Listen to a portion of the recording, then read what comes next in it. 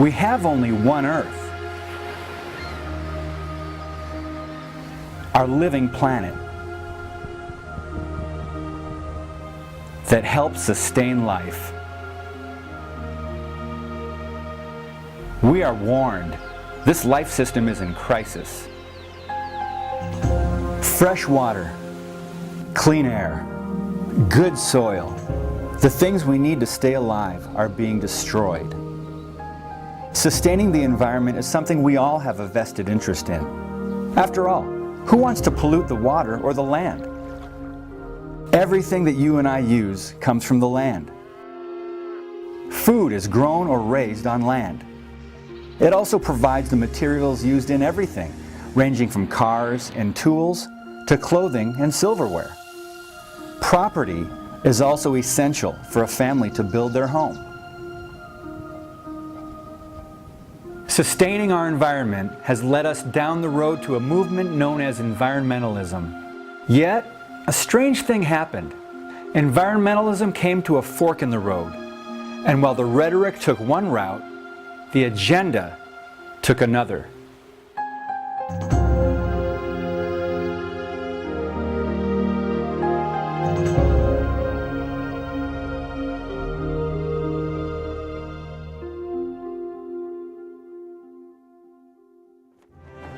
America, the land of the free and the home of the brave. This great land was founded on individualism. We as citizens have God-given rights. We even passed the Bill of Rights to protect them. Since the beginning, our forefathers understood that people were endowed with the right to property. They state, private property and freedom are inseparable. Property must be secure or liberty cannot exist.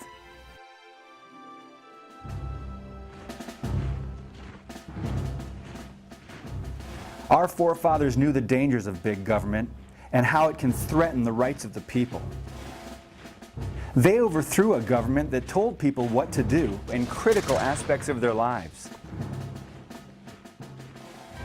For the first time in history, a document was created that protected the rights of citizens through limited government. We as Americans have the God-given rights to life, liberty, and the pursuit of happiness. For generations, Americans have fought to protect our great land and freedom. Today, the fight not only continues, but expands to many areas, including our environment.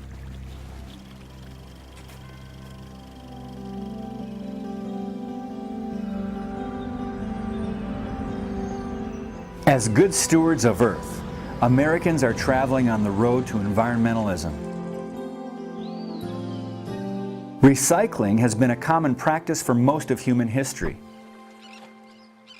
One of the first big pushes occurred in the 1970s through government mandates.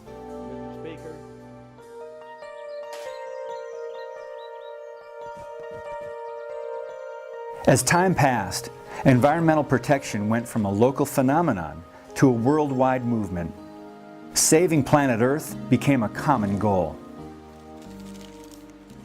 This goal took shape through the United Nations. Beginning in 1983, the United Nations asked the World Commission on Environment and Development, also called the Brundtland Commission, to propose long-term strategies for achieving sustainable development by the year 2000 and beyond. By 1987, in the name of preserving the food supply and clean water, sustainable development was introduced. Director General of the World Health Organization and Vice President of Socialist Internationale, Gro Harlem Brundtland, led a commission that released a report called Our Common Future. In it, they defined sustainable development as development that meets the needs of the present without compromising the ability of future generations to meet their own needs. It sounds like something we can all support. After all, who doesn't want to preserve the land for future generations so they can have clean water and plant and reap their harvests? As sustainable development took shape, other issues within the UN progressed.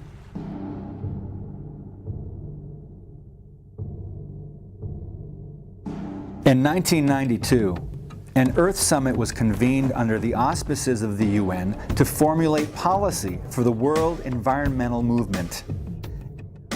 At the summit, they issued a report entitled Agenda 21. The number 21 stands for the 21st century.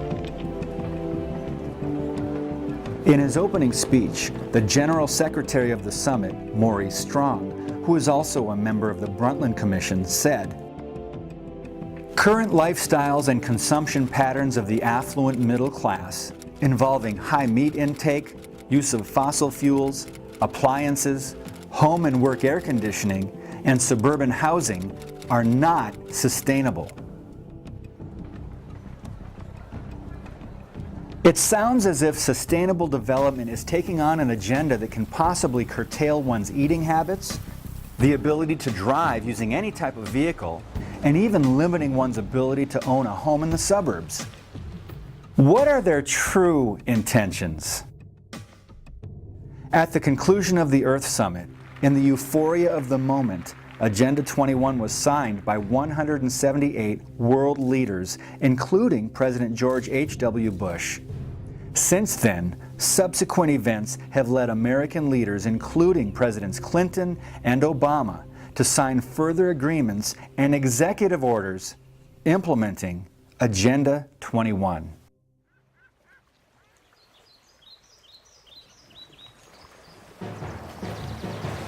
Environmental activist and attorney Daniel Sittars states, Agenda 21 proposes an array of actions which are intended to be implemented by every person on Earth. Effective execution of Agenda 21 will require a profound reorientation of all human society, unlike anything the world has ever experienced. A major shift in the priorities of both governments and individuals, and an unprecedented redeployment of human and financial resources. This kind of government control may sound inconceivable for a country like America, but in June of 1993, President Clinton issued Executive Order 12852 to create the President's Council on Sustainable Development. The purpose of the PCSD was to translate the recommendations set forth in Agenda 21 into public policy administered by the federal government. Now, this begs the question, what UN mandates are being funneled through the federal government to our local communities? So now, let's see how Agenda 21 is affecting the United States Bill of Rights and Constitution. In the UN's 1996 publication, Global Biodiversity Assessment, it states, property rights are not absolute and unchanging, but rather a complex, dynamic, and shifting relationship between two or more parties over space and time. Agenda 21's view toward private property can be traced back to the 1976 UN Conference on Human Settlement. In their Report of Habitat, the private ownership of land section reads, "Land, because of its unique nature and the crucial role it plays in human settlements, cannot be treated as an ordinary asset, controlled by individuals and subject to the pressures and inefficiencies of the market. Private ownership is also a principal instrument of the accumulation and concentration of wealth, and therefore contributes to social injustice. If unchecked, it may become a major obstacle in the planning and implementation of development schemes." This is contrary to the views of George Washington, John Adams, and the other founders of the United States. Agenda 21's view on private property is comparable to that of the Soviet Union, where private ownership was replaced with collective ownership. To explain, let's look at the first actions taken by Vladimir Lenin and his Bolshevik government. Following the October Revolution of 1917, Agrarian land reforms did away with the people's private ownership of farms. The farms were seized and converted into government-mandated collective farms. On these collective farms, the ruling Soviet government determined production quotas which are similar to what is being recommended by the PCSD to bring the rates of harvest into line. With the guidance of UN affiliates, sustainable development programs have found their way into local communities. A good example took place in Contra Costa County, California in 2011. At a meeting to explain sustainable development, the following took place between the organizers and the citizens. An attendee did not understand what was meant by preserving open space. So open space is sort of defined as anything that does not currently have development on it. So it would be defined as agricultural areas or natural areas that don't have urban development on them, either industrial, commercial, or housing. Are you talking about government open space, or are you talking about private open space? People's private property, like eminent domain? It's both. Both? After much confusion from the citizens, a woman stated, Private property, that's part of our constitutional values for people to have and be able to do whatever they want with their own private property.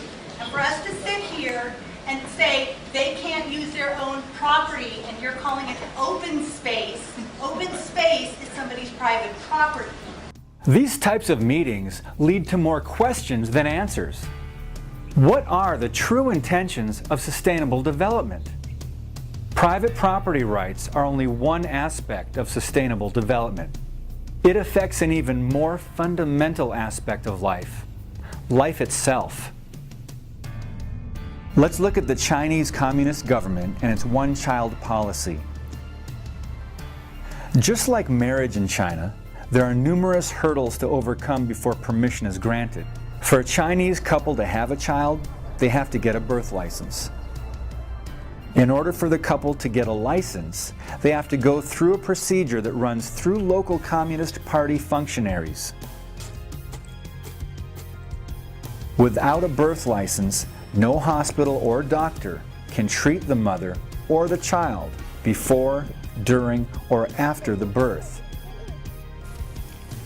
The Chinese are required to inform the authorities of any illegal birth.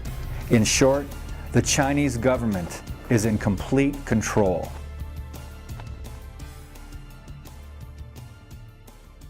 Since China is one of the 5 permanent members of the UN Security Council, it has a great deal of influence on UN policy and how they view population control. China's one-child policy is now being considered as a viable solution towards sustainable development. The PCSD shows their support of this very idea in their 1998 publication, Sustainable America. We must move towards stabilization of the U.S. population and a reduced rate of population growth in the United States and the world. Sustainable America also promotes Agenda 21's view on education for sustainable development. We must expand the number of curricula, materials, and training opportunities that teach the principles of sustainable development. Generally speaking, it sounds as if the UN is altering children's school or college curriculum to improve the quality of education. On the surface, this sounds very positive. But is something missing here? What exactly are they changing? And how is this going to be implemented? Looking at the big picture, how is this directly affecting us and our individual freedom? It extends into many areas at state levels. One in particular is recommending large-scale training of new government workers to enforce sustainable development. A good example is taking place in Madison, Wisconsin. In the publication, Building a More Sustainable Future in Wisconsin, it emphasizes the importance of state and federal training and education programs to generate educators, facilitators, and motivators who would be capable of going into individual homes and helping people develop their own personalized sustainability action plans. This sounds as if, for the good of our communities, we can look forward to trained government employees entering our homes. How will this directly violate your freedom? Agenda 21 is much more than private property, population control, and education. It affects nearly every aspect of your life. The following is a partial list of what Agenda 21 also promotes. Relocating people from rural areas to cities, higher gas prices, manipulating transportation patterns, forbidding human access to land, seizure of private property, restricting the amount of water use, additional taxing, restricting the amount of waste, forced community involvement, and the list goes on. In support of saving the Earth, affiliates of the UN have continued to expand into local communities through programs known as Local Agenda 21. The main organization that local governments join to be part of Local Agenda 21 is ICLEI.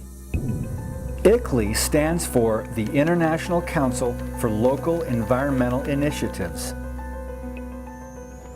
Founded in 1990, it was established when more than 200 local governments from 43 countries convened at its inaugural conference at the UN.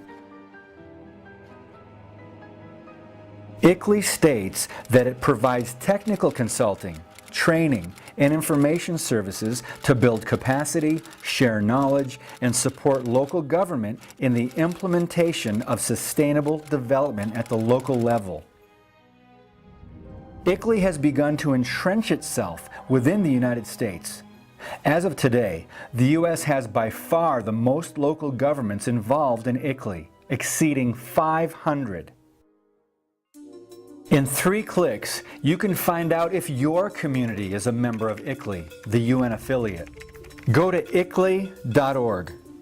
On the top menu bar of the website, click on Members. On the left side of the column, click on Global Members. Here, you will see countries listed alphabetically.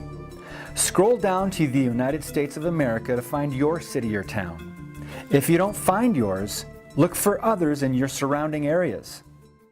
Now, to verify that ICLEI is part of the United Nations, do the same as before. Go to iclei.org.